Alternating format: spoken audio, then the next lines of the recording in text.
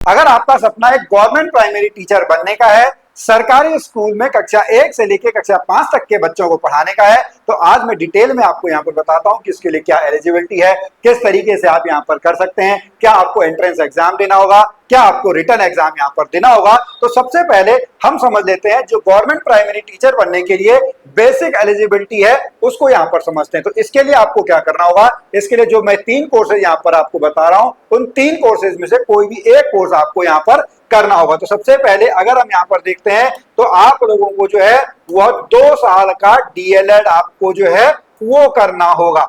Okay, अगर आप 2 साल का डिप्लोमा कोर्स नहीं करना चाहते हैं तो आपको जो है वह 4 साल का बीएलएड करना होगा। ये एक आपका बैचलर डिग्री है। अगर आप ये भी नहीं करना चाहते हैं तो आपको डिप्लोमा करना होगा स्पेशल एजुकेशन में, यानी विशेष शिक्षा शिक्षक आपको जब बनना होगा तो आपको डीएड करना होगा। यह कोर्स भी आपका 2 साल का होता है।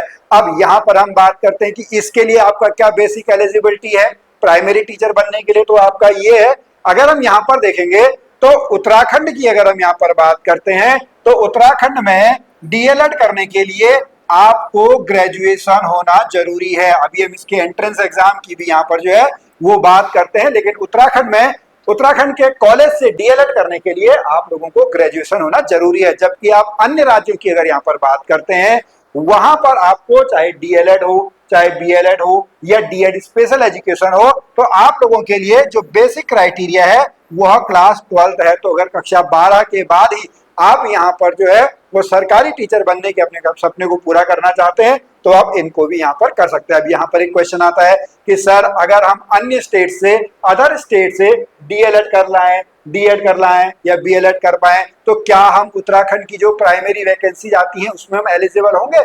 बिल्कुल आप एलिजिबल होंगे। आप किसी भी स्टेट से करके आए, अगर वो लीगल है, अगर वह डिग्री डिप्लोमा आपका नॉर्म्स को पूरा करता है तो आप बिल्कुल यहाँ पर एलिजिबल हैं। अब यहाँ पर बात करते हैं कि उत्तराखंड में आपको क्या करना है। तो उत्तराखंड में जो डीएलएड है 2 साल का, उसके लिए आपको यहाँ पर एंट्रेंस एग्जाम देना होता है।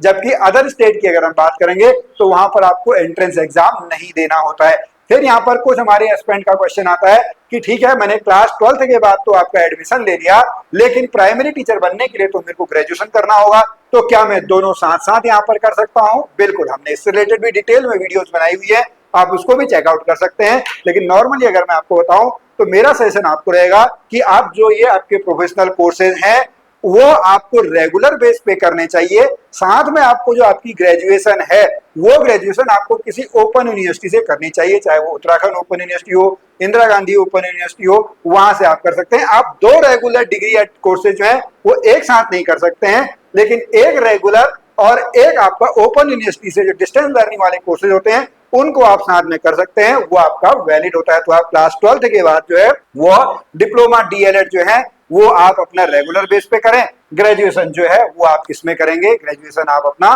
जो है वो डिस्टेंस लर्निंग मोड में, ऑनलाइन मोड में आप यहाँ पर कर सकते हैं, जो कि वैलिड है। अब यहाँ पर बात आती है कि इसमें हम एडमिशन कैसे लें। तो सबसे पहले देखिए, आप इनकी ऑफिशियल वेबसाइट्स पे जाकर या जिस समय भी आपका नोटिफिकेशन आता है उस समय जाकर आप यहाँ पर जो है जानकारी ले सकते हैं। नहीं तो हमारे यहाँ पर जो टीम का नंबर है उस टीम के नंबर से आप यहाँ पर संपर्क कर सकते हैं। आपको संपूर्ण जानकारी दे दी जाएगी कि आप कैसे डीएलएड कोर्स को आप कर सकते हैं या डीएड कोर्स को कर सकते हैं। तो यहाँ पर जो आपको नंबर दिखाई दे रहे हैं उन नंबरों पर आप जो है संपर्क कर सकते हैं। अब इसके बाद बारी आती है कि अगर हम ये कोर्सेज कर लाते हैं तो उसके बाद आपका क्या होगा। तो उसके बाद की यहाँ पर हम आपका जो है वो फिर से बात करते हैं। तो अगर आप यहाँ पर जो है उत्तराखंड में बनना चाह रहे हैं, ठीक है, उत्तराखंड में अगर आप करना चाह रहे हैं तो उसके बाद कोई भी आपका रिटर्न एग्जाम नहीं होता है।